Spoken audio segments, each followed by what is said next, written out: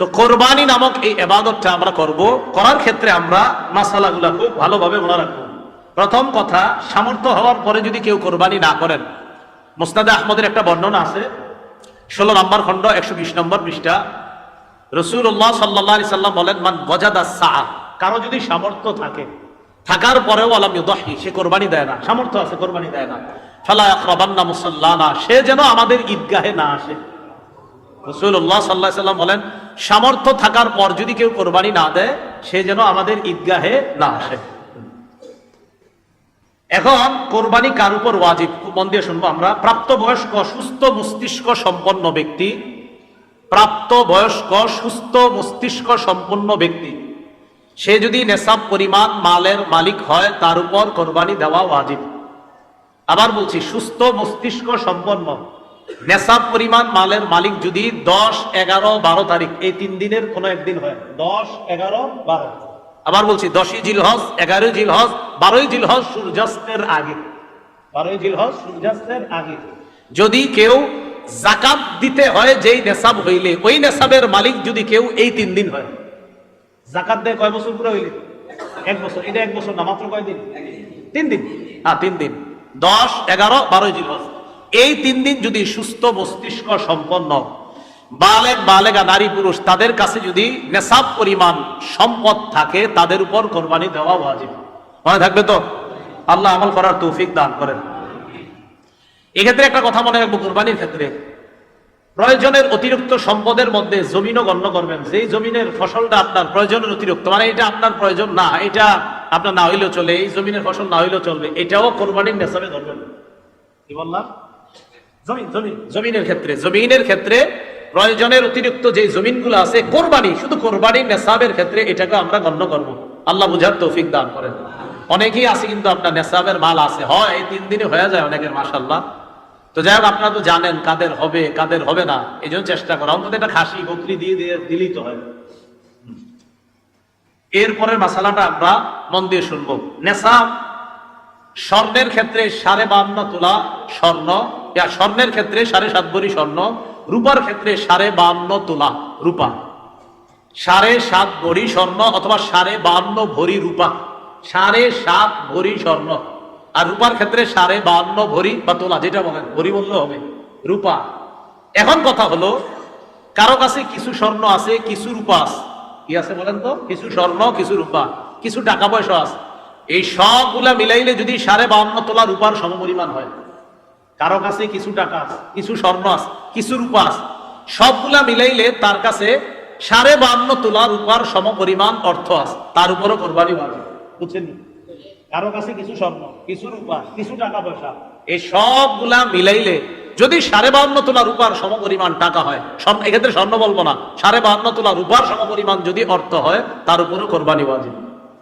আল্লাহ আমল করার তৌফিক দান করেন। মাসালা, কোরবানির নেশাবের ক্ষেত্রে যাকাতের মতো কি পূর্ণ 1 বছর থাকতে হবে? না, পূর্ণ 1 বছর থাকতে হবে না। কোরবানির নেশাব শুধুমাত্র আপনার 10, 11, 12 এই 3 দিন জিলহজের। আর জিলহজের 12 তারিখ কি পর্যন্ত জানি? হ্যাঁ, সূর্যাস্ত পর্যন্ত, এই 3 দিন। এবার আসেন নাবালেগের কোরবানি। নাবালেগের পক্ষ থেকে কোরবানি দেওয়া যাবে কিনা?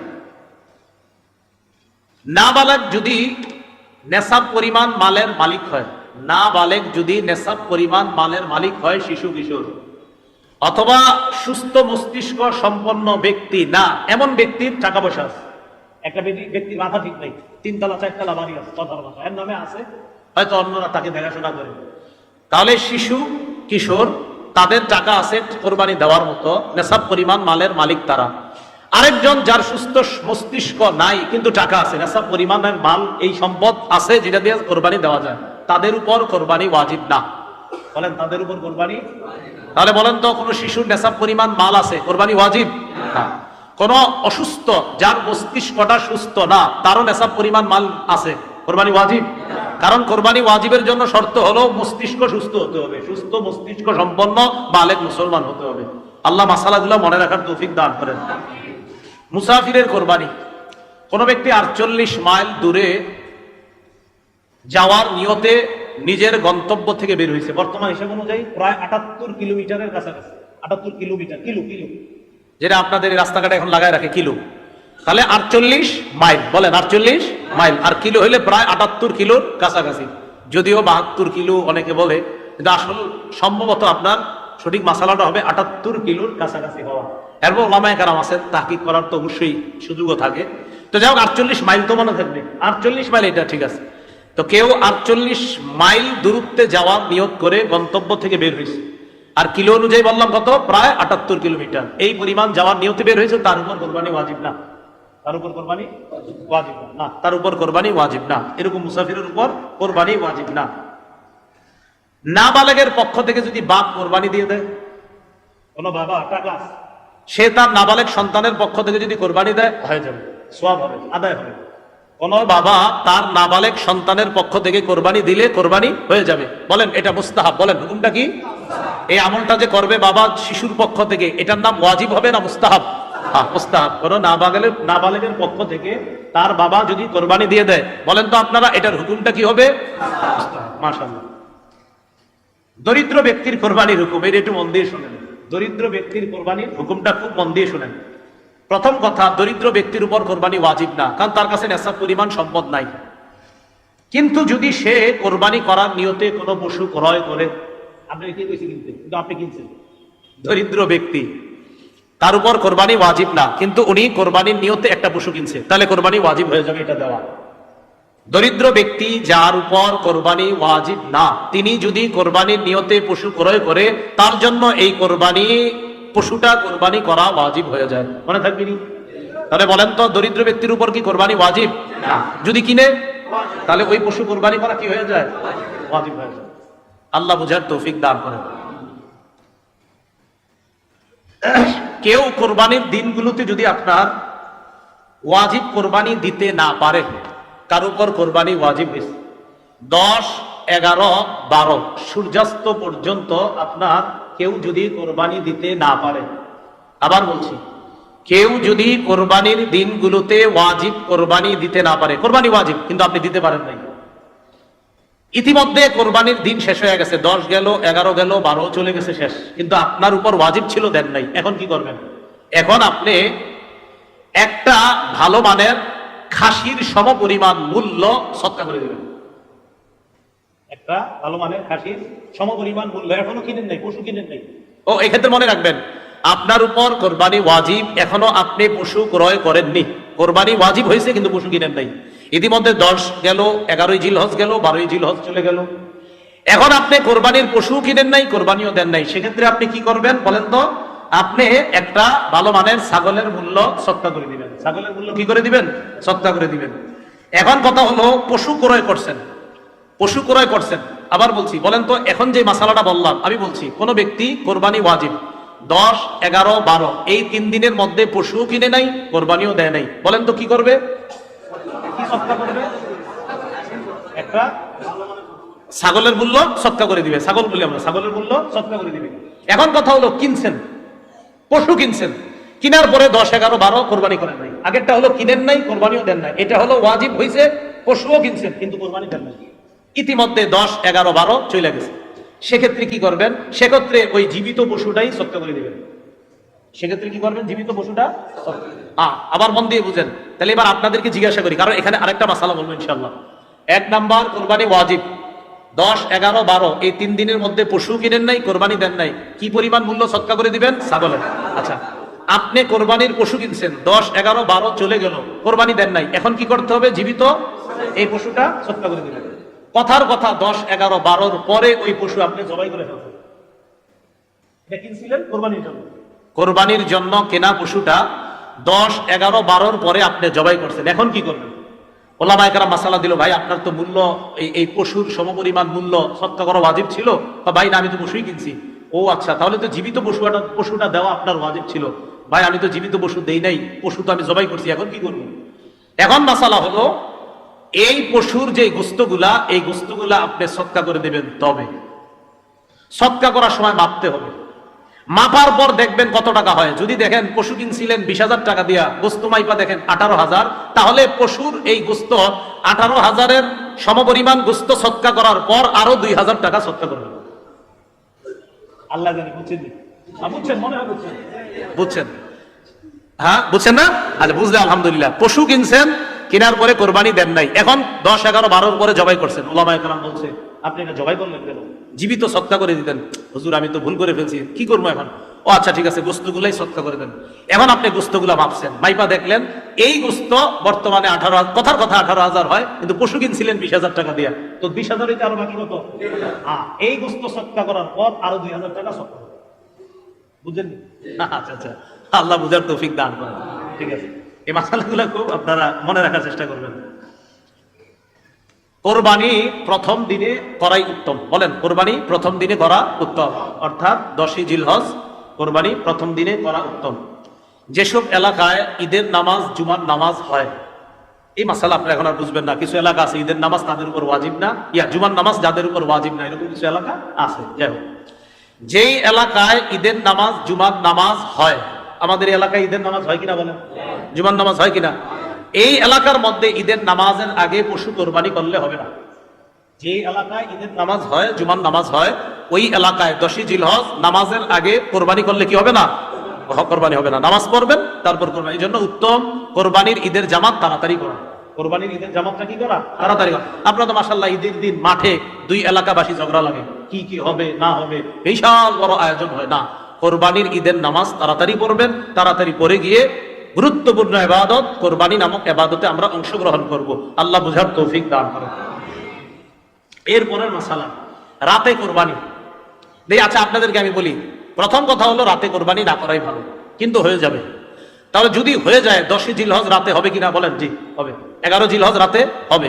12 জিলহজ কেন? সূর্যাস্তর পরে আর সময় নেই। এই তো মাশাআল্লাহ, 10ই জিলহজ রাতে হবে, 11 জিলহজ রাতে। বাকি উত্তম না, উত্তম হলো দিনে দেওয়া। রাতে আপনার কারাহাত মাকরুহ লিখেছেন অনেকে, তো রাতে হবে। তাহলে 10ই জিলহজ রাতে কেউ যদি দিনে কোরবানি করতে না পারলো, রাতে দিল আদায় হয়ে যাবে। 11ই জিলহজ দিনে দিতে পারলেন না, রাতে দিলে আদায় হয়ে যাবে।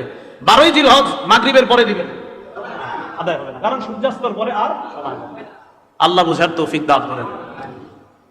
আপনারা বয়ানের পরে আবার এটা আমার কাছে চায়েন না কিন্তু, হ্যাঁ, এটা আমারই, এই জন্য এটা দেওয়া যাবে না। খালি শুনলেন মন দিয়া, এরকম নিয়ত করেন না যে হুজুর না বয়ানের পরে আপনাদের কুমিটা দিয়ে যান, বাস আমরা একটু নিব না, বিষয়টা কিন্তু এমন না।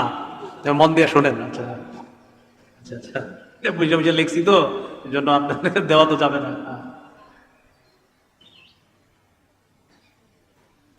পশুর কোরবানি করার ক্ষেত্রে একজন ধনী মানুষ পশু কিনছে, আর একজন গরিব মানুষের উপর তো কোরবানি ওয়াজিব না। খুব মন দিয়ে শোনেন, ধনী মানুষ পশু কিনছে, কেনার পর চুরি হয়ে গেছে, হারায় গেছে। ধনী মানুষ পশু কিনছে, কেনার পর চুরি হয়ে গেছে, হারায় গেছে। তো মাশাআল্লাহ তিনি আরেকটা কিনবেন, বাস কেনার পর এখন কিছুদিন পরে হারানো পশুটা ফিরে আসছে, চলে দিয়ে গেছে বা কোনোভাবে ফিরে আসছে। এটা কিনছেন, হারায় গেছে, চুরি হয়ে গেছে। কিছুদিন পর চুরিকৃত পশুটা ফিরে আসছে, আবার এদিক দিয়ে আরেকটা গেছে। এখন পশু হইলো কয়টা? 2টা। এক্ষেত্রে আপনার ইচ্ছা, আপনি যেটা মন চায় এটা কোরবানি দিবেন, 2টার একটা কোরবানি দিয়ে দিলেই হয়ে যাবে। কিন্তু গরিব মানুষ, ওনার উপর কোরবানি ওয়াজিব ছিল না, উনি কিনছে। বলেন উনি কি করছে? কিনছে। এখন উনি কেনার পর ওনার পশুটা চুরি হয়ে গেছে, তার উপর আর কোরবানি ওয়াজিব না, কারণ লা ইউকাল্লিফুল্লাহু নাফসান ইল্লা উসআহা, যেহেতু তার উপর এটা চাপাচাপি করা হবে না। তো তিনি কিনছিলেন, কেনার পর এটা হারায় গেছে। এখন উনি কি করছে? আরেকটা কিনছে। ওনার উপর ওয়াজিব ছিল না, কিন্তু আরেকটা কিনছে। প্রথমটাই কিনা ওনার জরুরি ছিল না, কিন্তু প্রথমটা কিনছে। কেনার পর চুরি হইল, চুরি হওয়ার পর উনি আরেকটা কিনছে, আরেকটা কেনার পর চুরিকৃত পশুটা ফিরে আসছে। তবে ধনী মানুষের পশু ছিল, পশু হয়ে গেল 2টা, একটা দিলে হয়ে যায়। গরিব মানুষ যেটা প্রথমে কোরবানির নিয়তে কিনছে, এটা হারিয়ে যাওয়ার পর তিনি নিজে থেকে আরেকটা কিনছে, কেনার পর হারানো পশুটা ফিরে আসছে। এখন হইল কটা পশু? 2টা কোরবানি করতে হবে। আপনি কে কইছে প্রথমটা ইয়া করেন? আপনি তো 2টাই ওয়াজিব। আল্লাহ জানে, বুঝছেন নি? আচ্ছা, আল্লাহ বুঝার তৌফিক দান করেন। 2টা কোরবানি করা ওয়াজিব, কারণ ওনার উপর তো ছিল না বাধ্যবাধকতা। উনি প্রথমটাও বাধ্য ছিল না, কিনছে। দ্বিতীয়টাও উনি বাধ্য ছিলেন না, এরপরও কিনছে। আবার প্রথমটা ফিরে আসছে, তো 2টা আসছে, কি হয়েছে? তুমি 2টাই দিবে। এটাই ইসলামী শরীয়ত, বুঝতে হবে। পশুর গুণাগুণ খুব মন দিয়ে শুনবো আমরা। আল্লাহ আল্লাহ। ওট, গরু, মহিষ, ছাগল, ভেড়া ও দুম্বা দ্বারা কোরবানি করা যায়। বলেন ওট, বলেন সবাই ওট। গরু, মহিষ, ছাগল, ভেড়া, দুম্বা, এগুলো দ্বারা কোরবানি করা কি আছে? জায়েজ আছে। গৃহপালিত পশু ছাড়া অন্যান্য পশু, বলেন তো আমার সাথে, গৃহপালিত পশু ছাড়া অন্যান্য পশু। বলেন যেমন হরিণ, বন্য গরু, এগুলো দ্বারা কোরবানি জায়েজ নেই।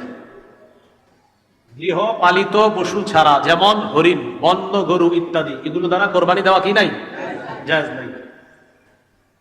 আল্লাহ। এখন কথা হলো কোরবানির ক্ষেত্রে নারী পুরুষ, নারী পুরুষ মানে গরু, গাভী, ছাগল, খাসি, যেই পশু দ্বারা কোরবানি করা জায়েজ সেটা নর হোক নারী হোক, সেটা নর হোক নারী হোক, যেই পশু দ্বারা কোরবানি করা জায়েজ, এটা নর হোক নারী হোক, এটা দ্বারা কোরবানি করা জায়েজ। বলেন তো আপনারা, যেই পশু, এটা গরু হোক, তো গরুর মধ্যে এটা নর নারী দোনোটা দ্বারা কোরবানি করা কি আছে?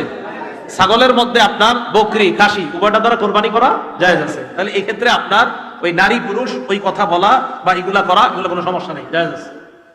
এখন ওট, ওটের কমপক্ষে 5 বছর বয়স হতে হবে। বলেন ওট কমপক্ষে কয় বছর বয়স হবে? 5 বছর বয়স হতে হবে। গরু মহিষ কমপক্ষে 2 বছরের হতে হবে আমাদের বাংলাদেশে। বলেন গরু মহিষ কমপক্ষে কয় বছর? 2 বছর। ছাগল ভেড়া কমপক্ষে 1 বছর হতে হবে। ওট কয় বছর? গরু কয় বছর? মহিষ, ছাগল, ভেড়া, দুম্বা 1 বছর কমপক্ষে হতে হবে। ভেড়া দুম্বা যদি 1 বছরের কম হয়, ভেড়া দুম্বা যদি 1 বছরের কম হয়, কিন্তু দেখতে এমন হৃষ্টপুষ্ট মনে হয় যেটা দেখলে 1 বছরের মতো মনে হয়। ভেড়া দুম্বা 1 বছরের কম বয়স, কিন্তু দেখতে মনে হয় 1 বছরের মতো হৃষ্টপুষ্ট। কথা বুঝছেন নি? আচ্ছা আগে আবার বলেন, ভেড়া দুম্বা ছাগল সাধারণত নিয়ম কয় বছর হওয়া? তো ভেড়া দুম্বা এগুলা যদি এমন হয় 1 বছরের কম, দেখতে হৃষ্টপুষ্ট মনে হয় 1 বছরের মতো, এটার দ্বারাও কোরবানি করা যায়। বলেন এটার দ্বারা কোরবানি করা কি আছে? তবে কমপক্ষে 6 মাসের বেশি হতে হবে। এর মানে এই না 4 মাস বয়স দেখতে 1 বছর, এরকম না, কমপক্ষে 6 এর বেশি হতে হবে। আল্লাহ কথাগুলা মনে রাখার তৌফিক দান করেন। কিছু কিছু বিষয় আপনারা, এগুলা যদিও আপনারা এখান থেকে বলতেছি, কিন্তু আপনারা এগুলা মন দিয়ে যদি শোনেন, আশা করি কথাগুলা মনে থাকবে। দেখে আপনাদেরকে একটু আগের থেকে জিজ্ঞাই, বলেন তো ধনী মানুষ একটা গরু কেনার পর হারায় গেছে, আরেকটা ফিরে আসছে, এখন সে কয়টা কুরবানি দিবে? গরিব মানুষ একটা কিনছে, কেনার পর চুরি হয়েছে, আবার আরেকটা কিনছে, কেনার পর আরেকটা ফিরে আইছে, 2টা, এখন কয়টা দিবে কোরবানি? 2টা। তো মাশাআল্লাহ, এগুলো মনে থাকবে না ইনশাআল্লাহ। ওট কয় বছর? গরু, মহিষ, মহিষ কয় বছর?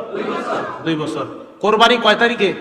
10, 11, 12 সূর্যাস্ত আগ পর্যন্ত। 12 তারিখ সূর্যাস্তের রাতে কোরবানি দেওয়া জায়েজ দি?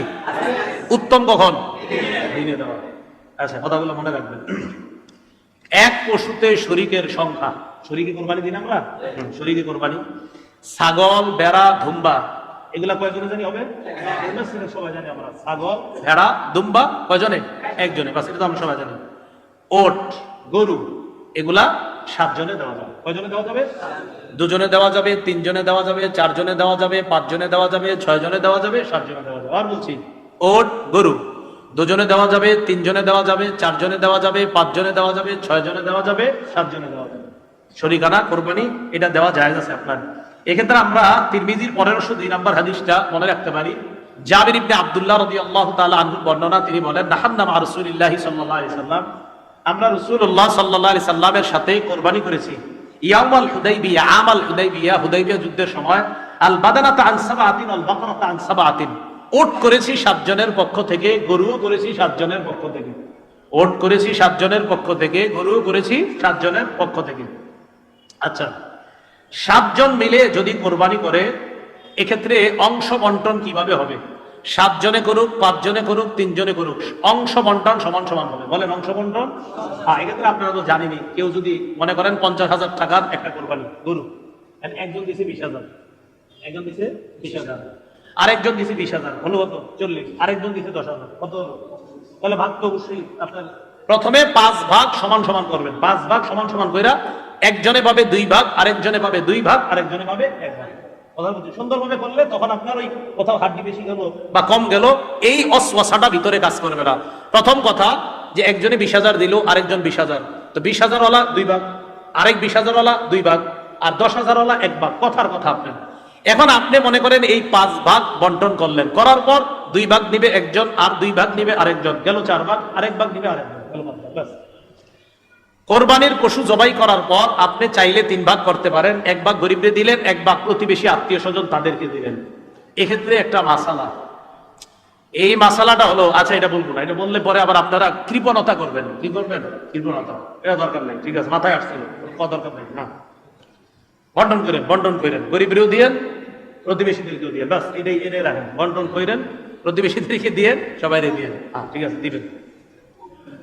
হ্যাঁ কি কয়? অনেক কয় বুঝছি বুঝছি, কি বুঝছে কে জানে।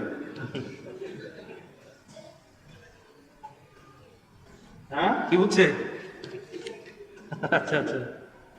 নিয়ত, কোন অংশীদারের নিয়তে যদি উল্টা পাল্টা থাকে, কোন অংশীদারের নিয়তে যদি উল্টা পাল্টা থাকে, তিনি যদি নিয়ত করে আমার নিয়ত শুধুমাত্রই গোশত খাওয়া, আল্লাহরে খুশি করার উদ্দেশ্য এই নিয়ত যদি না থাকে, তাহলে তার কোরবানি সহি হবে না।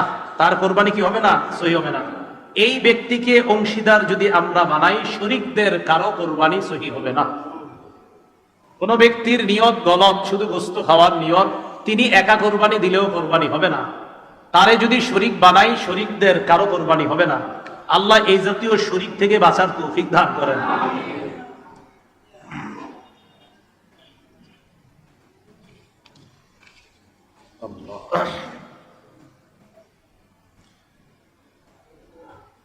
শরীকদের উপার্জন যদি অধিকাংশ কারো উপার্জন হারাম হয় অথবা পুরাটা হারাম হয়, 5 জনে কোরবানি দিলেন, 7 জনে দিলেন, 3 জনে দিলেন, এই শরীকদের কারো অংশ উপার্জন যদি বেশির অংশ হারাম হয় অথবা পুরাটা হারাম হয়, তাহলে তারে না নেওয়া, তার কারণে কারো কোরবানি হবে না। শরীকদের মধ্যে কারো পুরা অংশ যদি হারাম হয় অথবা বেশি অংশ যদি হারাম হয়, তাকে দিবেন না, তাকে দিলে কারো কোরবানি হবে না। খুব ভালো করে মনে রাখবেন। এখন কথা, যদি আপনাদের মধ্যে কেউ এমন করেন, একটা ওট বা গরু কোরবানি দেওয়ার নিয়তি কিনছেন, আপনি ধনী, তো একা একা কিনছেন, ওটটা বা গরুটা কিনছেন 2 লাখ টাকা দিয়ে, এক্ষেত্রে আপনি এই গরুটা বা ওট এটা কেনার পরে অন্য কাউকে শরীক যদি চান, বানাতে পারবেন। কোন ধনী মানুষ যদি একা একটা পশু কিনেন, কেনার পরে যদি আপনি কাউকে শরীক বানাইতে চান, অনেক বড় অঙ্ক দিয়ে কিনছেন, কেনার পর যদি শরীক বানাতে চান, তাহলে শরীক করা যাবে কিনা? হ্যাঁ, শরীক করা যাবে। তবে এক্ষেত্রে একটা কথা আপনাকে বলি, আমি 2 লক্ষ টাকা দিয়ে একটা গরু কিনলাম, এখন আপনাদের একজনকে আমি শরীক বানাইলাম। কত টাকা? 20,000 টাকা দিয়ে শরীক হয়েছিল। তাহলে আমার 1,80,000, আপনার 20। এক্ষেত্রে আসলে উত্তম হলো আপনার এই 20,000 টাকা আমি নিয়ে সৎকা করে দেওয়া উত্তম। এটা আমি সৎকা করে দেওয়া উত্তম, কথার কথা। যদি না দেই হবে উত্তম, উত্তম সৎকা করা উত্তম, না করলেও সমস্যা নাই। বাকি তাকে যেহেতু শরীক বানাইলাম, আপনার গোস্ত ইত্যাদি সে খেতে পারবে, এটা কোনো সমস্যা নেই। বাকি উত্তম হলো ওনার এই অংশটা, এইটুকু অংশ আমি সৎকা, কারণ আমি প্রথমে একা দেওয়ার নিয়তি কিনছিলাম, অনেকজনের শরীক বানাইছি, উত্তম হলো ওনার টাকাটা সৎকা করে দেওয়া। বাকি গোস্ত কিন্তু খাওয়া যাবে। আবার সৎকা যদি নাও করা যায়, টাকাটা যদি সৎকা না করে তাও যায়। আরেকটা মাসালা আমরা খুব মন দিয়ে শুনবো, কোরবানির পশু কেমন হওয়া উচিত?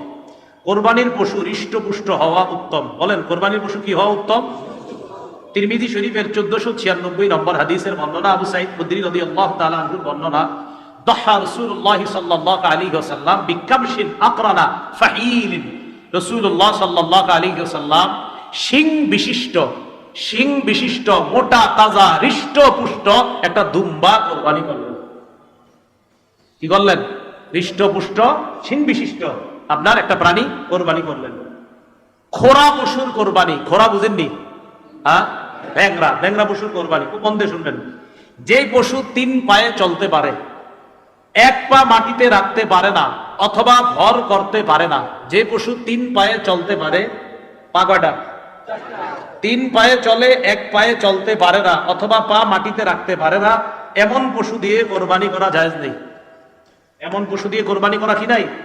জায়েজ নাই। তিরমিজির 1497 নাম্বার হাদিসের মধ্যে আছে, হেদায়া যারা পড়ছেন এই হাদিসগুলো একদম ওখানে খুব সুন্দরভাবে আসছে, দেখবেন হেদায়া রাবের মধ্যে, রাবে মনে হয় না, রাবে হবে, মনে নেই এখন, হেদায়া রাবে হওয়ার কথা একদম দেখবেন একের পর এক।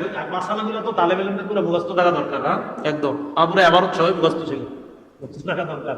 হেদায়া এগুলো যায় রাবে মনে হয়, কিতাবুল রাবে, হেদায়া রাবেতে। তো আপনারা দেখবেন কোরবানি মাসালাগুলা খুব সুন্দরভাবে লেখছে। তালেব ইলমদের উচিত এই শিরোনামের কালো কালো অংশগুলা মুখস্থ করে রাখা। কালো অংশগুলা কোন কিতাবের? কুদুরি। আরে কোন কিতাবের? কুদুরি ব্যাখ্যা না এটা? হ্যাঁ, এই তো কালো অংশগুলা মুখস্থ করে রাখা দরকার, খুব ভালো এটা। তিরমিজি শরীফের 1497 নম্বর হাদিসের বর্ণনা, রাসূলুল্লাহ সাল্লাল্লাহু আলাইহি ওয়াসাল্লাম বলেন, লা ইউদহা বিল আরজাই বাইয়িনুন যালউহা ওয়ালা বিল আওরাই বাইয়িনুন আওরুহা। যেই পানি এমন খোরা যার খোরাটা স্পষ্ট, এমন অন্ধ যার অন্ধত্ব স্পষ্ট, চোখে দেখে না, এই প্রাণী দ্বারা কোরবানি করা জায়েজ নেই। তাহলে এমন খোরা, যেই খোরা তার খোরাবি স্পষ্ট, যেই খোরা 3 পায়ে চলতে পারে, 1 পায়ে চলতে পারে না, অথবা 1 পা মাটিতে রাখতে পারে না, এমন প্রাণী দ্বারা কোরবানি দেওয়া জায়েজ নাই। দাঁত নাই, দাঁত নাই যে পশুর, মন দিয়ে শোনেন, দাঁত নাই, যে পশুর একটি দাঁতও নাই, অথবা এত বেশি দাঁত পড়ে গেছে ঘাস বা খাদ্য ইত্যাদি চিবিয়ে খেতে পারে না, এমন পশু দ্বারা কোরবানি করা জায়েজ নেই। আবার শুনেন, যে পশুর দাঁত একেবারে নাই, অথবা এমন কিছু দাঁত আছে যেই দাঁত দ্বারা সে ঘাস বা খাদ্য চিবাতে পারে না, ভালোভাবে চিবিয়ে খেতে পারে না, এমন পশু দ্বারা কোরবানি করা জায়েজ নাই। এজন্য পশু কেনার সময় চোখ চেক করবেন, কান চেক করবেন, লেজ চেক করবেন, দাঁত চেক করবেন, এগুলা ঠিক আছে কিনা, শিং চেক করবেন। আল্লাহ সকলকে পশু কেনার ক্ষেত্রে সতর্কতা অবলম্বন করার তৌফিক দান করেন।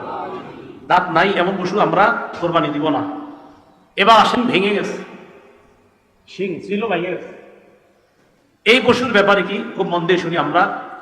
শিং যদি গোড়া থেকে ভাঙে, পশুর শিং একদম গোড়া থেকে ভাঙছে, ভাঙার কারণে তার মস্তিষ্ক ক্ষতিগ্রস্ত হয়েছে। পশুর শিং একদম গোড়া থেকে ভাঙছে, ভাঙার কারণে তার মস্তিষ্কে ক্ষতিগ্রস্ত হয়েছে, এমন পশু দ্বারা কোরবানি করা জায়েজ নেই। বলেন তো, শিং একদম উঠে গেছে, এমন ভাবে ভাঙছে যে তার মস্তিষ্কে ক্ষতিগ্রস্ত হয়েছে, এমন পশু দ্বারা কোরবানি করা কি হবে না, জায়েজ হবে না। পক্ষান্তরে যে পশুর অর্ধেক শিং বা কিছু শিং ফেটে বা ভেঙে গেছে, অর্ধেক শিং বা কিছু শিং ফেটে গেছে বা ভেঙে গেছে, অথবা একেবারেই শিং উঠে নাই, আবার বলছি, শিং আছে কিছু ফাটছে বা কিছু ভেঙে গেছে, শিং আছে কিছু ফাটছে কিছু ভাঙছে, গোড়া থেকে না, উপর থেকে কিছু ফাটছে কিছু ভাঙছে, অথবা হালকা একটু ফাইটে গেছে, অথবা যে পশুর শিং একেবারেই উঠে নাই, এই জাতীয় পশু দ্বারা কোরবানি করা যায় না। কথাটা বুঝছেননি সবাই? আচ্ছা বলেন তো, যে পশুর শিং গোড়া থেকে ভাঙছে, এমন ভাবে ভাঙছে তার মস্তিষ্কে ক্ষতি হয়েছে, এই পশু দ্বারা কোরবানি? যে পশুর শিং হালকা ফাইটে গেছে, উপর থেকে হালকা ভেঙে গেছে, অথবা পশুর শিং উঠেই নাই, এই পশু দ্বারা কোরবানি?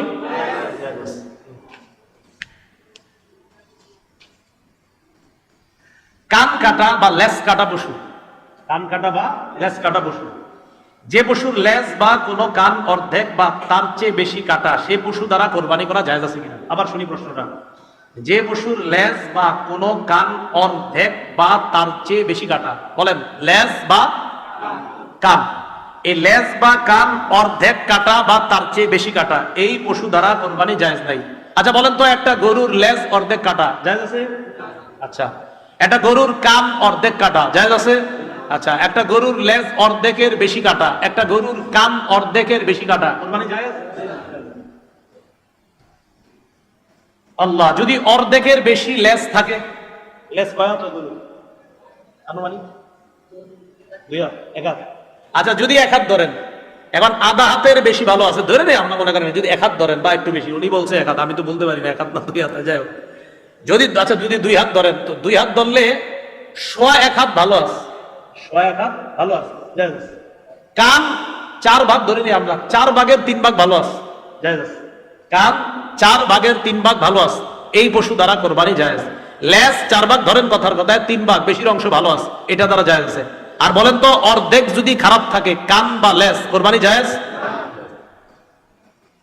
অন্ধ পশুর কোরবানি, এটা আগে বলছি, যে পশুর 2টি চোখ অন্ধ বা 1 চোখ পুরো নষ্ট, সে পশু দ্বারা কোরবানি জায়েজ আছে কিনা? উত্তর, যে পশুর 2টি চোখ অন্ধ অথবা 1 চোখ পুরা নষ্ট, সে পশু দ্বারা কোরবানি জায়েজ নাই। বলেন তো, গরুর 2 চোখ আছে, একটা পুরা নষ্ট, জায়েজ? 2 চোখ পুরা অন্ধ, জায়েজ? জায়েজ নেই। গর্ভবতী পশুর মাসালা শুনি। গর্ভবতী, অনেকে ধোকা দিয়ে আপনি বেশ বিক্রি করে ফেলেন, যিনি কিনে তিনিও বুঝতে পারেন না এটাতে গর্ভে বাচ্চা ছিল, বুঝলেন না।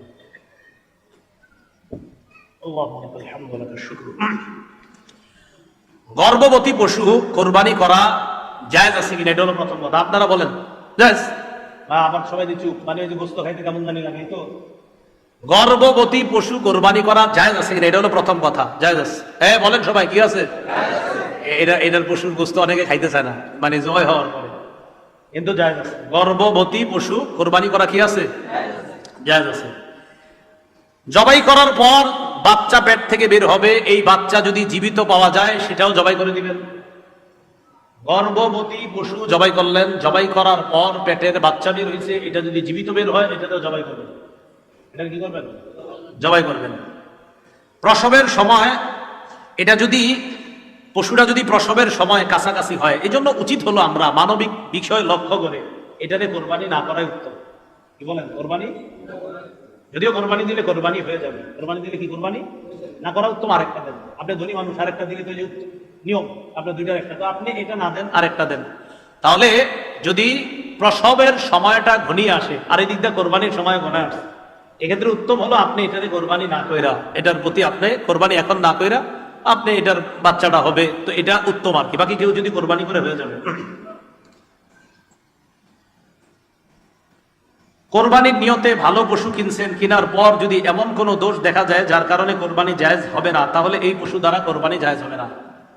কোরবানির নিয়তে পশু কিনছেন, কেনার পর এমন দোষ দেখা গেছে, কোরবানির পশু কিনছেন, দেখছেন ভালো আছে, বাসায় আনার পর দেখেন এটার লেজ অর্ধেকের বেশি কাটা, কান অর্ধেকের বেশি কাটা। কথার কথা মানে যেই পশু দ্বারা কোরবানি হয় না, কিনছেন ভালো পশু, কেনার পর দেখেন ওই ত্রুটিগুলা পাওয়া যাচ্ছে যেগুলো এতক্ষণ আমরা বললাম, এই ত্রুটি যদি পাওয়া যায় কেনার পর, এটা দ্বারা কোরবানি হবে না, আদায় হবে না। এক্ষেত্রে আপনি আরেকটা পশু কোরবানি দিতে হবে। গরিব মানুষ হইলে তার আরেকটা আপনার ত্রুটিযুক্ত যে পশু, এটা দ্বারা কোরবানি করতে পারবে। এই ক্ষেত্রে একটা মাসালা খুব ভালো করে শুনি। একজনের ধনী মানুষ, আরেকজন গরিব মানুষ। ধনী মানুষ কেনার পর ত্রুটিগুলা দেখা দিচ্ছে, তার জন্য আরেকটা পশু কিনতে হবে, এটা দ্বারা কোরবানি করা যাবে না। এক্ষেত্রে গরিবের জন্য একটু ছাড়, গরিব মানুষ এই ত্রুটিযুক্ত পশুটাই কোরবানি করতে পারবে। গরিব মানুষ ত্রুটিযুক্ত পশুটাই কোরবানি করতে পারবে, তার উপর আরেকটা লাগবে না। পশুর বয়সের ব্যাপারে বিক্রেতার কথা, আপনাদের এই বাজারের নাম কি? গরু কিনবেন, রায়পুর বাজারে আব্দুর রহিম নামক বিক্রেতা বলল, নেন হুজুর গরুটা, এটা 2 বছরের বেশি, 2 বছরের বেশি, আপনার এটা বইলে বিক্রি করতে আসছে। মন দিয়ে শুনেন, বিক্রেতা যদি পশুর বয়স পূর্ণ হয়েছে বলে স্বীকার করে, বিক্রেতা স্বীকার করছে হ্যাঁ এই পশুর বয়স, যেই পশু কোরবানি দিলে হবে ওই বয়সে এটা আপনি নিতে পারেন, এটা যদি বিক্রেতা স্বীকার করে, আর আপনারাও 3 জন গেছেন অভিজ্ঞ মানুষ, দেখাও মনে হচ্ছে না হ্যাঁ এই পশুর বয়স ঠিক আছে, বিক্রেতাও বলছে এটার বয়স 2 বছর গরু, কথার কথা, আর আপনারা 3-4 জন গেছেন, তারাও বলছেন হ্যাঁ এটা ঠিক আছে, তবে খুব সতর্ক, গরু বেচায় কিন্তু দালাল আছে, এরা আপনারে বিক্রি করার সময় বলবে না না না এটা বয়স 2 এর বেশি, হেও জানে যে এটা 1 বছরের 1.5 বছরের, এরকম জানে, এরকম অনেকে ফিট করে রাখে, যেগুলো আপনার বেচার সময় দাম উঠায় দেখবেন, এটা আপনাদেরকে বোঝানো দরকার নাই, এগুলো হয় বাজারের মধ্যে। তো যাই হোক, তাহলে ওই বিক্রেতার কথার উপর নির্ভর করে পশু কেনা ও কোরবানি করা যাবে, এটা জায়েজ আছে। এক্ষেত্রে যদি কোনো ঝামেলা হয়, ও আল্লাহর কাছে ধরা খাবে। হ্যাঁ, বিক্রেতা ধরা খাবে। বিক্রেতা বলছে ভাই আল্লাহর কসম আপনি বিশ্বাস করেন আমি মুসলমান, আমি মিছাও তো কই না, এই সেই মহিলা বলতেছে এটার বয়স ঠিক আছে, আবার অভিজ্ঞ কয়েকজন এরাও বলতেছে বয়স ঠিক আছে, এক্ষেত্রে আপনি নিয়ে কোরবানি করবেন, কোরবানি হয়ে যাবে। কথাটা বুঝে আসছে? মুফতি শফি রহমতুল্লাহ আলাইহি এই ব্যাপারে লম্বা আলোচনা করেছেন। হযরতের আপনার কোরবানির কিছু ইয়াতে ওই মারিফুল কোরআনের উর্দুটা আপনারা একটু বলেন, সেখানে হযরত লম্বা আলোচনা করেছেন। বন্ধা পশু, যেই পশুর বাচ্চা হয় না, বন্ধা পশু, এই পশু দ্বারা কোরবানি জায়েজ আছে কিনা? হ্যাঁ জায়েজ। বন্ধা পশু দ্বারা কোরবানি করা জায়েজ আছে কিনা? বন্ধা পশু দ্বারা কোরবানি করা জায়েজ আছে। জবাই কে করবে? নিজের পশু নিজে জবাই করা উত্তম, এক্ষেত্রে হুজুর হওয়া জরুরি না। ইমাম সাহেবরা রাখবেন না, কথার কথা না না ঠিক আছে। আবার এই ক্ষেত্রে শোনেন, ইমাম সাহেব যারা জবাই করবে তাদেরকে পারিশ্রমিক দিবেন, অবশ্যই দিবেন, হাতের কষ্ট হাতের কামাই এটাও দিবেন। হুজুরা খুশি দিবেন, যাই হোক এটা অবশ্যই, এটা অবশ্যই, এটা ভালো, এটা হাতের কামাই হাতের কষ্ট, এই কষ্টের পারিশ্রমিক অবশ্যই আপনারা দিবেন। তো যাই হোক, যার পশু তিনি নিজে এটা জবাই করা উত্তম, নিজের পশুটা নিজে জবাই করা উত্তম, এটা ভালো।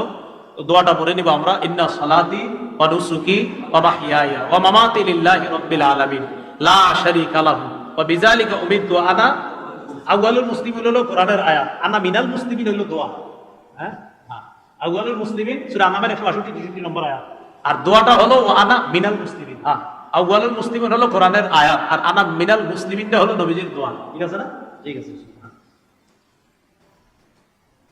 জবাইয়ে একাধিক ব্যক্তি যদি শরীক হয়, খুব মন দিয়ে শুনবো, জবাই করার ক্ষেত্রে যদি একাধিক ব্যক্তি শরীক হয়, ওলামায়ে কেরাম যখন জবাই করতে যায় পশুর গলার মধ্যে এইভাবে না থাকেন, চাকুটা ছুরিটা রাখার পর পাশে যিনি কসাই বা কেউ থাকে উনি কি করেন, হুজুর আপনি একটু ছোঁয়া দিয়ে যান, বাকিটা আমি দেখতেছি। আরে হয় কিনা? আচ্ছা, এদের ওলামায়ে হযরত যারা, ইমাম সাহেব যারা আপনারা করেন, আপনারা ওই রগটা পরিপূর্ণ কাটার চেষ্টা করবেন, যেই রগটা কাটলে আপনার গরুর বা প্রাণীর প্রাণটা যায়, ওটা পর্যন্ত অন্তত যেন আমরা ওই ধারালো চাকু ছুরিটা চালাইতে পারি, এই চেষ্টাটা আমরা করবো। হ্যাঁ, এক্ষেত্রে যদি আপনি কিছু শরীক হওয়ার পর কসাই অথবা এলাকার যারা আপনারা শরীক হবেন, যদি কথার কথা জবাই দুইজন যদি শরীক হন বা তিনজন শরীক হন, সেক্ষেত্রে বিসমিল্লাহ আল্লাহু আকবার দুজনই বলবেন। ভাই বুঝছেন নি? আপনি দুইজন শরীক হইলেন, হুজুর আপনি ছোঁয়া লাগান, আমি আসি, হুজুরে ছোঁয়া লাগাইলে হুজুরে বিসমিল্লাহ আল্লাহু আকবার বলবে, আপনি ছোঁয়া লাগাবেন, আপনিও বিসমিল্লাহ আল্লাহু আকবার বলবেন। আরে বুঝছেন নি? হ্যাঁ, বিসমিল্লাহ আল্লাহু আকবার আপনিও বলবেন। হাদিসে আছে আপনার আনাস ইবনে মালিক থেকে বর্ণনা, রাসূলুল্লাহ সাল্লাল্লাহু আলাইহি ওয়াসাল্লাম আপনার বিকাবশাইনে আমলাহাইন, দহা বিকাবশাইনে আমলাহাইন, রাসূল সাল্লাল্লাহু আলাইহি ওয়াসাল্লাম দুইটা প্রাণী জবাই করেছে, সাম্মা ওয়া কাব্বারা, রাসূল সাল্লাল্লাহু আলাইহি ওয়াসাল্লাম বিসমিল্লাহ আল্লাহু আকবার বলেছেন।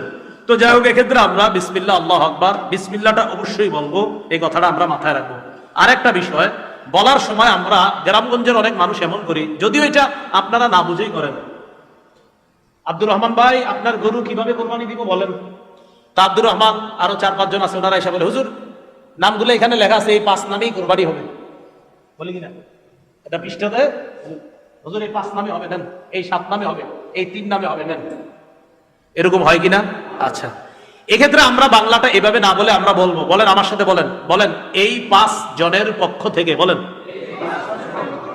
এই 3 জনের পক্ষ থেকে, আমার পক্ষ থেকে, আমার আব্বার পক্ষ থেকে আল্লাহর নামে জবাই করব।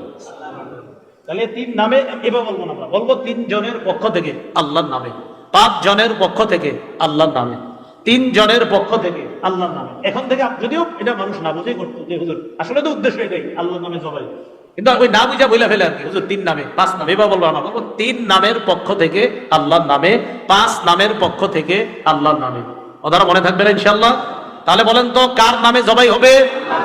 কার পক্ষ থেকে? বলেন আমাদের। কার নামে জবাই হবে আর কাদের পক্ষ থেকে? এবার সুন্দরভাবে বলি, বলেন কার নামে জবাই, কার পক্ষ থেকে? বলেন বান্দার পক্ষ থেকে। কার পক্ষ থেকে? কার নামে, কার পক্ষ থেকে? এবার মনে রাখবো তো, আর ঝামেলা গুলো হয় না আমাদের। কোরবানির পশু দিকে, পশু যেটা, এটা জবাই করার আগে উপকৃত হওয়া যাবে কিনা? আপনি কিনে আনছেন, এখন এটা হাল চাষ করতে নিয়ে গেলেন, কথার কথা এটা আনছেন, যেহেতু আনছি আমার ঘরে 5-6 দিন থাকবো, এটা 10-12 দিন বান্ধা রাখলাম, তো কালকে সকালে নিয়ে যাই, একটু হাল চাষ করি, দেখি না কেমন হয়, খুব মন দিয়ে শুনি, দুধ ইত্যাদি আসবে ইনশাল্লাহ, একটু সবর করে সবার। কোরবানির পশু কেনার পর বা নির্দিষ্ট করার পর তা থেকে উপকৃত হওয়া জায়েজ আছে কিনা, এটা হলো কথা। না, জায়েজ নেই। বলেন পশু কেনার পর তা থেকে উপকৃত হওয়া কি নাই? জায়েজ নাই। হাল চাষ করা, আরোহণ করা, পশম কাটা ইত্যাদি, আপনি এটার উপরে একটু বইলেন, বইয়া দেখলেন, আমার একটা ছবি তোলো, ফেসবুকে দাও, এইগুলো করবেন না, ঠিক আছে না? ইনশাআল্লাহ এগুলো আমরা করবো না। আর কোরবানির দিন তো মাশাআল্লাহ জবাই কইরা ওই গায়ে রক্ত ফেসবুকে দিয়ে দেয়, মানে আমি বুঝি না এটার ফায়দা কি, এটা করেন কেন? আপনি কার জন্য জবাই করছেন? ওরা দেখাইলেন সবাই যে আমি আল্লাহর জন্য জবাই করছি। যদি সত্যি আল্লাহর জন্য কইরা দেয় তাহলে এটা আপনি ভালো জানেন। ফেসবুকে যারা এটা দেন, কয়জনে এই নিয়তে দেন, দেখো আল্লাহরে খুশি করলাম, ছুরিটা বের হয়ে গেছেন, আর রক্ত একটু লেগে রেখে দিন, এগুলো করেন না। আসলে এগুলো বাড়াবাড়ি হয়ে যায় আমাদের, আসলে সত্যি বাড়াবাড়ি হয়। কি দরকার আছে বলেন? বাড়াবাড়ি গুলো আমাদের না করা, আল্লাহ হেফাজত করেন। কোরবানির পশুর দুধ, এটাও একটা উপকার। দুধ খাওয়া, দুধ খাওয়া একটা উপকার না? আরে কয় উপকার না? হ্যাঁ, দুধ এমন খাদ্য, যেই খাদ্য মানুষের খাদ্যের চাহিদাও পূরণ করে, পানির চাহিদাও পূরণ করে। পৃথিবীর একমাত্র খাদ্য যেই খাদ্য মানুষের খাদ্যের চাহিদা পূরণ করে, পানির চাহিদা পূরণ করে। সবচেয়ে বড় প্রমাণ, আমরা সবাই নাবালেগ অবস্থায় শুধু দুধ পান করছি। আমরা সবাই 2 বছরের আগে শুধু দুধ পান করছি। ওই দুধ দিয়ে আল্লাহ এই বাচ্চা অবস্থায়, শিশু অবস্থায় আমাদের খাদ্য, পানি উভয়টার চাহিদা রব কুদরতি ভাবে পূরণ করে দিয়েছে।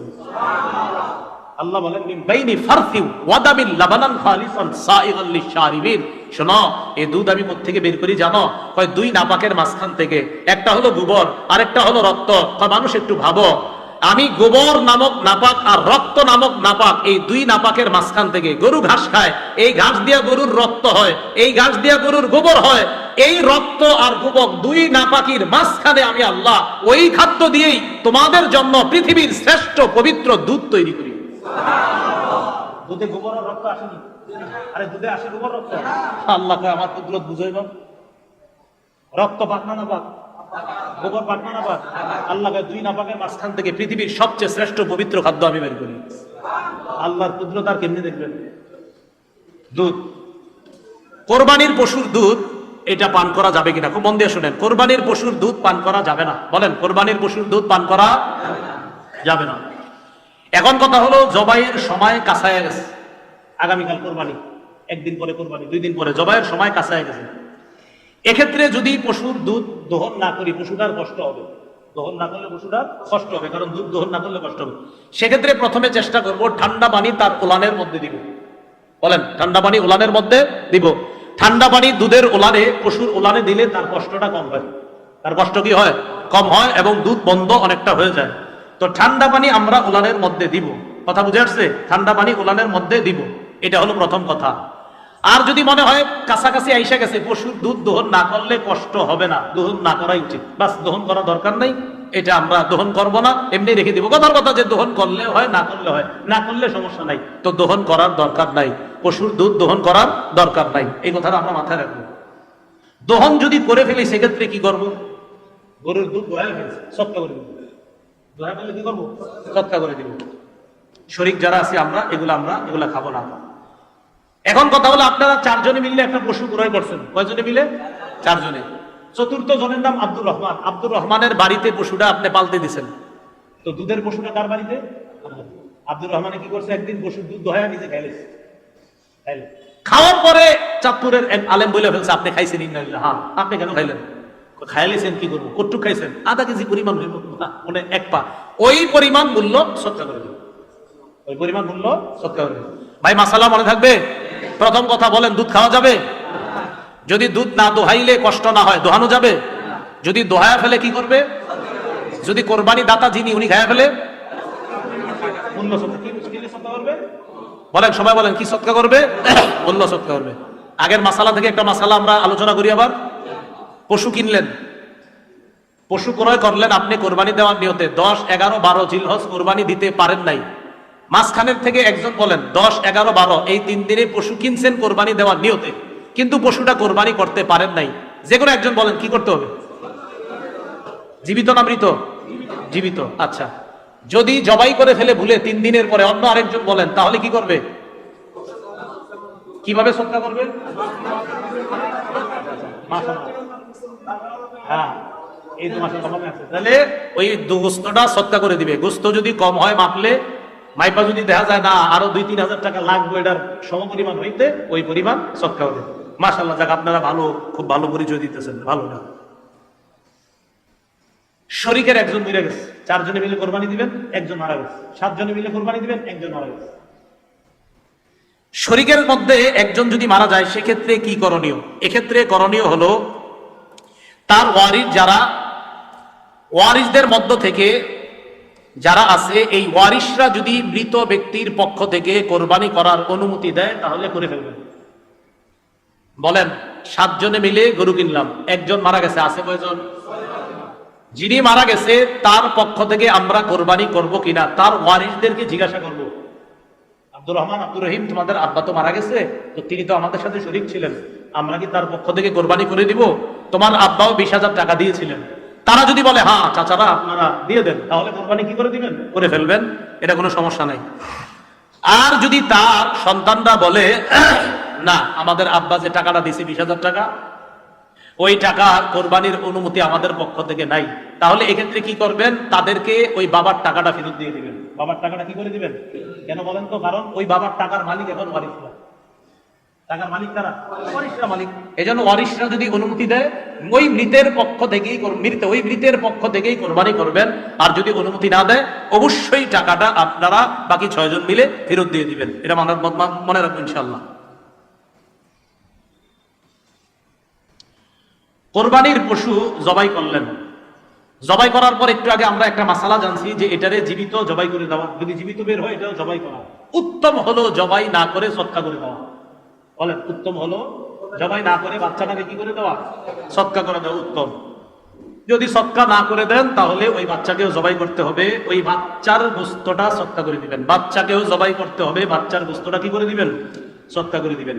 মৃত ব্যক্তির পক্ষ থেকে কোরবানি জায়েজ আছে কিনা? হ্যাঁ জায়েজ আছে। রাসূলুল্লাহ সাল্লাল্লাহু আলাইহি সাল্লামের সাহাবী আলী রাদিয়াল্লাহু তাআলা আনহু আন্নাহু কানা ইউদাহি বিকাবশাইন আহাদুহুমা আনিন নবী সাল্লাল্লাহু আলাইহি সাল্লাম আল আখর আন নাফসি। আলী নবীর পক্ষ থেকে একটা কোরবানি দিতেন আর নিজের পক্ষ থেকে একটা কোরবানি দিতেন। আল্লাহ রাসূল ইন্তেকাল করার পরেও নবীর পক্ষ থেকে একটা দিতেন, নিজের পক্ষ থেকে একটা দিতেন। কোরবানির গোশত জমিয়ে রাখা যাবে কিনা? আমাদের সমাজে একটা প্রচলন আছে যে 3 দিনের বেশি কোরবানির পশুর গোশত জমায় রাখা যায় না। অনেকে বলে আর কি, এটা একদম ফাও কথা। কোরবানির পশুর গোশত 3 দিনের বেশিও জমায় রাখতে পারবেন। গত বছরের গোশত এবছর পর্যন্ত যারা জমায় রাখছেন, যদি মনে করেন হুজুর এটা খাবো না, না খেলে আমার দিয়ে দিন, কি করা কথার কথা, মনে করে এটা খাওয়া যায় না। অনেকে আকিকার গোশত খাইতে চায় না। কিসের গোশত? তা আমি আমার মসজিদে যখন আলোচনা করছি আকিকার গোশত, তো অনেক আকিকার গোশত খামু, তো যখন বলছি আমি না খাইলে আমারে পাঠাই দিন, তখন সবাই খায়। তাহলে ঠিক আছে, আপনি যেহেতু খাইবেন তার মানে এটা খাওয়া জায়েজ আছে। তাহলে আকিকার গোশত খাইতে চান, আমি বললাম আকিকা যার, ও যদি খাইতে পারে ওরেও খাওয়াইবেন। ও তো পারে না, বাচ্চা মানুষ আর কি পারবে? তো কথার কথা, যার আকিকা ও পারবে, এক কাজ করবেন, বাচ্চা 7 দিনের দিন আকিকা দেন না, ফ্রিজে রেখে দিবেন, এটা বড় হইলে খাওয়াই দিবেন। যার আকিকা ও খেতে পারবে, বাপও খেতে পারবে, মা খেতে পারবে, দাদা দাদি সবাই খেতে পারবে, গরিবরাও খেতে পারবে, কোনো সমস্যা নাই। তো অনেকে কয় খেতে পারবে, হ্যাঁ। তো আমি যখন বলছি ঠিক আছে না খাইলে আমারে দিয়ে দেন, না না ঠিক আছে তাহলে খাওয়া যাবে, খায়, তাহলে এটা খাওয়া যাবে। 3 দিনের বেশি জমায়া এটা খাওয়া যাবে। আরেকটা বিষয়, কোরবানি শরীকে করলে অবশ্যই পাল্লা দিয়ে ওজন করবেন। অবশ্যই কোরবানি শরীকে করলে অবশ্যই ইনসাফের সাথে ওজন করবেন, ইনসাফের সাথে ওজন করবেন, এটা মাথায় রাখবেন। ইনসাফের, কারো উপর যেন কোনো জুলুম না হয়, এটা খুব সতর্ক থাকা, এই কথাগুলো খুব মাথায় রাখবেন।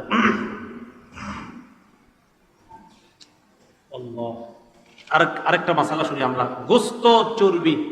বলেন গোশত চর্বি, এগুলা কোরবানির গোশত চর্বি ইত্যাদি বিক্রি করা জায়েজ আছে কিনা? না, বিক্রি করা জায়েজ নাই। কোরবানির গোশত চর্বি এগুলা বিক্রি করা জায়েজ নাই। যদি কেউ ভুলে বিক্রি করে ফেলেন, পূর্ণ মূল্য সৎকা করে দিতে হবে। কোরবানির গোশত বেচা জায়েজ নাই, চর্বি বেচা জায়েজ নাই। যদি বেচেন মূল্য সৎকা করতে হবে। জবাইকারীকে চামড়া, গোশত ইত্যাদি দেওয়া, এই বিষয়টা খুব ভালোভাবে শুনি। জবাইকারী, কসাই বা কাজে সহযোগিতাকারীকে চামড়া, গোশত বা কোরবানি পশুর কোনো কিছু পারিশ্রমিক হিসাবে দেওয়া জায়েজ নাই। আবার বলছি, জবাইকারী, কসাই বা সহযোগিতাকারীকে চামড়া, গোশত, কোরবানির পশুর কিছু গোশত পারিশ্রমিক হিসাবে দেওয়া যাবে কিনা? বলেন সবাই, যাবে না।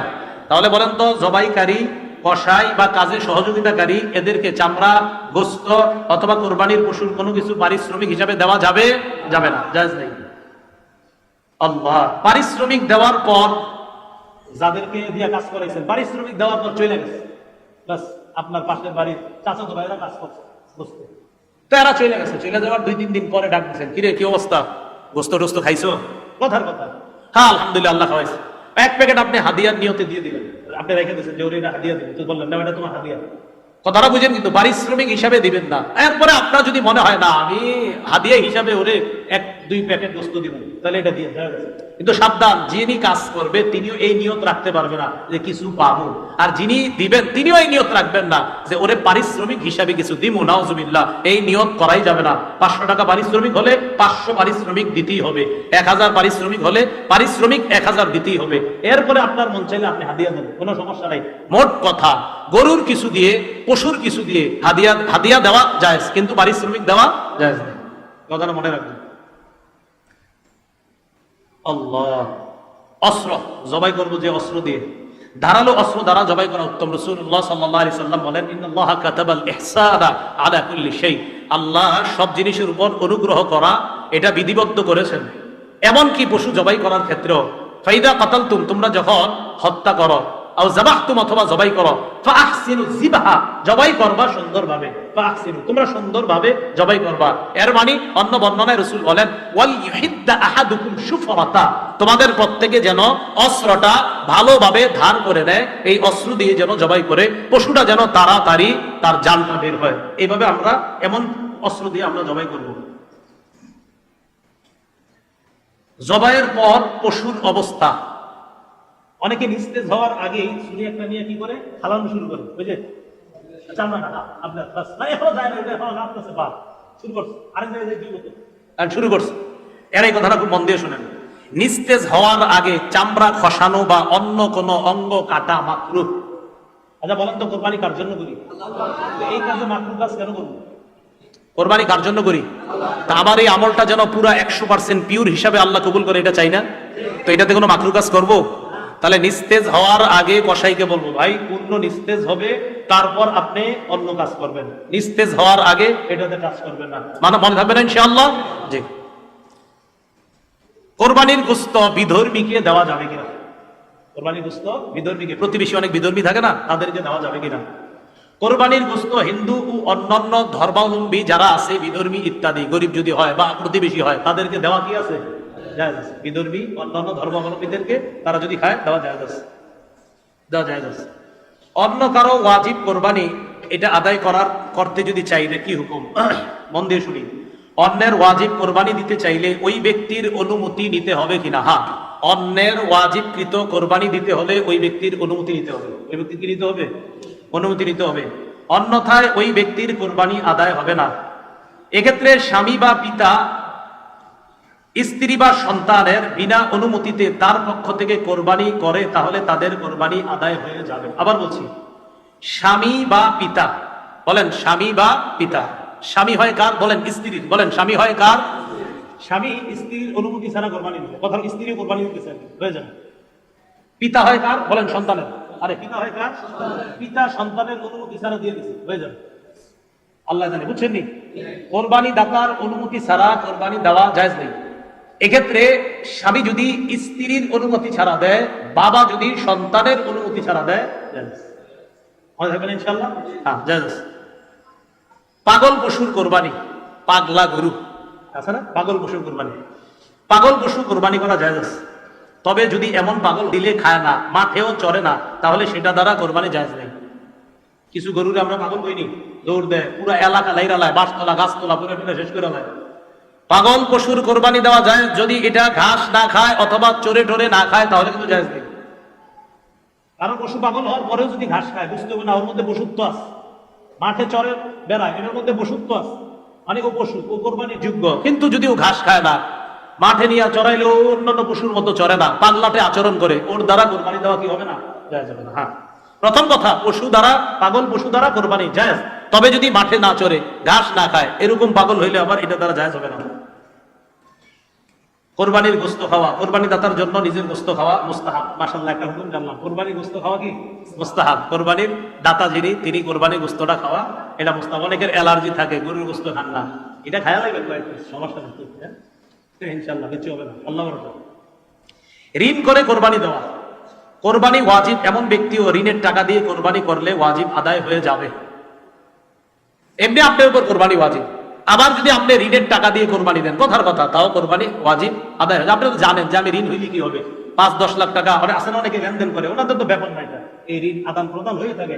দেখবেন অনেক ব্যবসায়ী আছে প্রতিনিয়ত তাদের 5-10 লাখ ঋণের আদান প্রদান। এই জাতীয় ব্যক্তিরা ঋণের টাকা দিয়ে যদি কোরবানি দেয়, আদায় হয়ে যাবে। আমি তো জানে যে আমি তো টাকা দিয়ে দিব, আদায় হয়ে যাবে।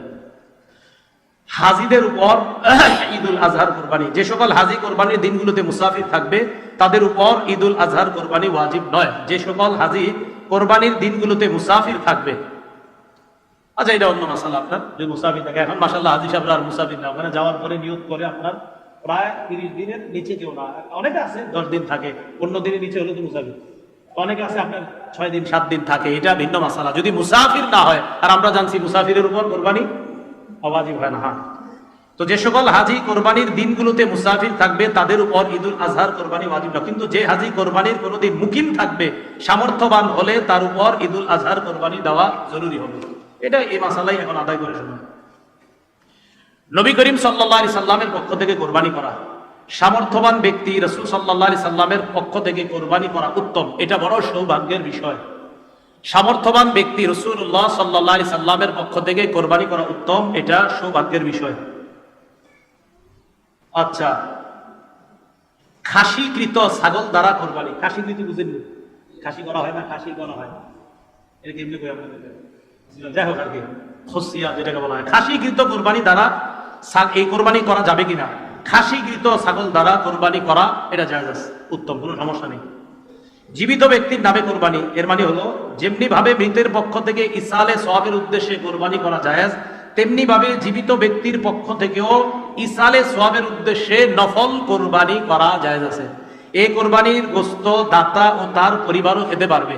জীবিত ব্যক্তির পক্ষ থেকে নফল কোরবানি, জীবিত ব্যক্তির পক্ষ থেকে নফল কোরবানি দেওয়া জায়েজ আছে। এক্ষেত্রে কোরবানি দাতা ইত্যাদি সবাই গোশত খেতে পারবে। বিদেশে অবস্থানরত ব্যক্তির কোরবানি, বিদেশে অবস্থানরত ব্যক্তির জন্য নিজ দেশে কোরবানি করা না অন্য দেশে কোরবানি করবে? উত্তর, বিদেশে অবস্থানরত ব্যক্তির জন্য নিজ দেশে বা অন্য দেশে যে কোনো কোথাও কোরবানি জায়েজ আছে। আপনাদের ছেলে থাকে সৌদি আরব, এখন সে যদি চায় এদেশে দিতে পারবে, সে যদি চায় ওদেশেও দিতে পারবে, কোনো সমস্যা নেই। না, কোরবানির বিক্রির যে অর্থ, এটা চামড়া বিক্রির অর্থ, এটা আমরা সদকা করে দিব। এই ক্ষেত্রে আপনারা চামড়া বিক্রি না করে আশেপাশে মাদ্রাসাগুলো আছে ওগুলাতে আপনারা এতিমখানায় সদকা করে দিবেন, এটাই উত্তম হয়। যদি বিক্রি করে ফেলেন তাহলে এটা সদকা করে দিবেন। হ্যাঁ,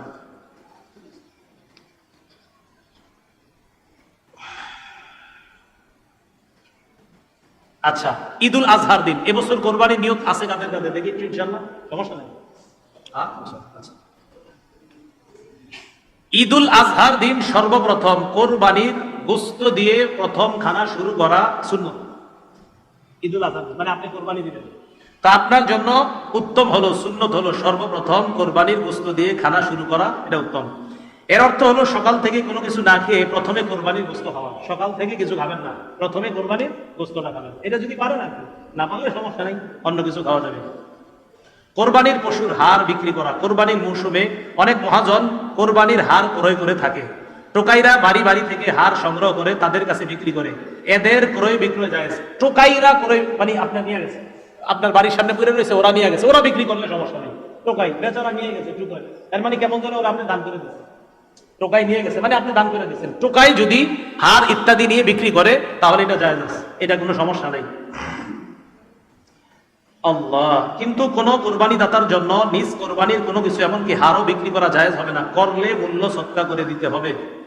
এ কথা ভালো করে আমরা মনে রাখবো। মহাজনরা কোন কোরবানি দাতার থেকে, মহাজনরা জানেন কি কোরবানি দিছে, ওনার থেকে আপনারা এটি কিনবেন না, এটা ঠিক না। এই বিভিন্ন বড় বড় হোটেল মালিকদেরকে এগুলো বলে দিবেন, এটা ঠিক না। কাজের লোককে কোরবানির গোশত খাওয়ানো, কোরবানির পশুর কোনো কিছু পারিশ্রমিক হিসাবে দেওয়া তো জায়েজ নাই, এটা আগে বলছি আমরা। পারিশ্রমিক হিসাবে কাজের লোককেও কোরবানি দেওয়া, কোরবানির গোশত দেওয়া যাবে না। পারিশ্রমিক হিসাবে কাজের লোক, ঘরে কাজের লোককেও পারিশ্রমিক হিসাবে গোশত দেওয়া যাবে না। ঘরের অন্যান্য সদস্যরা কোরবানির গোশত যেমন খায় কাজের লোকও তেমন খাবে। কাজের লোক খায় কিনা ঘরে? হ্যাঁ। তো এই যেমনি ভাবে আমি দুপুরে খাই, রাতে খাই, কাজের লোকও খাবে, কিন্তু এরকম না যে তারা আমি পারিশ্রমিক দিতেছি, না, আমিও খাই, সেও খাচ্ছে, সমস্যা নেই। কিছু কিছু এলাকায় দরিদ্রদের মাঝে একটা প্রচলন আছে যে কোরবানির দিন আমরা তো সামর্থ্য নাই, মোরগ কোরবানি করি। কি কোরবানি?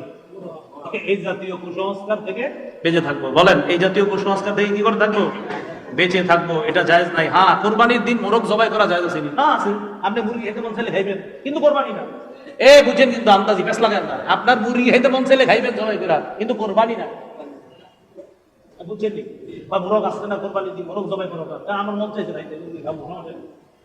কোরবানির দিন মোরগ যদি জবাই করে খান সমস্যা নাই, খাবেন, কিন্তু এরকম না যে হুজুর আমি এটা মোরগ কোরবানি করলাম। আল্লাহ আমাদের সকলকে, তাহলে কোরবানির পশু কিনা, কোরবানির পশু কেমন হবে, কোরবানির পশুর দুধ, কোরবানির পশু দ্বারা উপকৃত হওয়া, শরীকে কোরবানি দেওয়া ইত্যাদি যে গুরুত্বপূর্ণ মাসালাগুলো জানলাম, এরপর আমাদেরকে আল্লাহ আমল করার তৌফিক দান করেন। বলেন তো, শরীকে গরুর মধ্যে কোরবানি দেওয়া জায়েজ আছে কিনা? আছে, জায়েজ আছে। আকিকা এবং কোরবানি একই পশুতে দেওয়া জায়েজ আছে। জি জি জি, জায়েজ আছে। আকিকা কোরবানি একই পশুতে দেওয়া কি আছে? জায়েজ আছে। আপনি তো প্রশ্ন করলেন, এগুলো লেখা ছিল না, অনেক লম্বা সময়। আপনাদের এখানে যে সময় দেওয়া হয়েছে, আমার ওয়াজের ইতিহাসে গত কয়েক বছরে এত পরিমাণ সময় কোথাও দেওয়া হয় নাই, এবং এটা আমার নিয়মও না। 60 মিনিটের বেশি 61 মিনিট হওয়ার প্রশ্নই আসে না, কিন্তু আজকে এসে গেছে। যাই হোক, দোয়া করেন, কিন্তু ভবিষ্যতে কিন্তু আর হবে না। আর এই জাতীয় অনুষ্ঠানে আমার দাওয়াত দিন না। এইগুলা দিলে লম্বা সময়ের প্রয়োজন হয় নাকি, মাসাইল ফাজাইল এগুলা লম্বা সময় লাগে। এটিতে দিবেন বড় বড় মুফতি সাহেব যারা আছে তাদেরকে, ঠিক আছে? আমার খালি ওয়াজে কইবেন, আমি কিছু ওয়াজ করে যাবো। আল্লাহ আমাদের সকলকে আমল করার তৌফিক দান করুন। আল্লাহুম্মা সাল্লি আলা মুহাম্মাদ ওয়া আলা